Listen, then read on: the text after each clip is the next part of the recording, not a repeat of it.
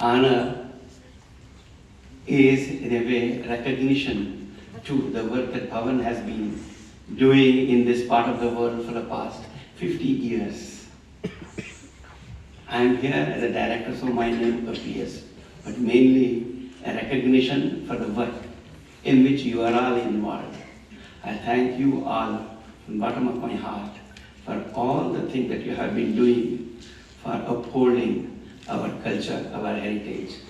Come here to the Bhavan more often, strengthen our hands so that we may serve the cause of our culture even more. Spirit of the Bhavan, ladies and gentlemen, historically has been about inclusion, welcoming and inquiry. And it is very much in line with the spirit of India as an independent nation. The notion of today 1.4 billion people, but even at the point of independence, if I recall correctly, about 360 million people, finding their salvation despite poverty, despite an extraordinary range of challenges, despite a painful partition, despite all of that, to find salvation in democracy, in the spirit of recognizing that this is the least worst system, but to find a way forward through inquiry, through a process by which we would empower and give every citizen their right to be the best possible version of themselves within a space that is fundamentally consultative and democratic. Do all democracies function the same way? Of course not.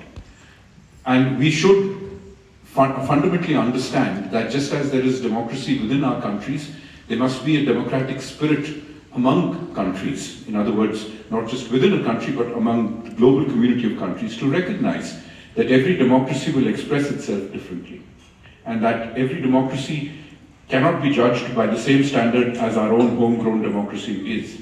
So in other words, what works for the UK or what works for the US may not necessarily work in the same way, in the same format as what works in India. But rest assured, the nation that is India today is genuinely, realistically and factually truly the world's greatest democracy in terms of science.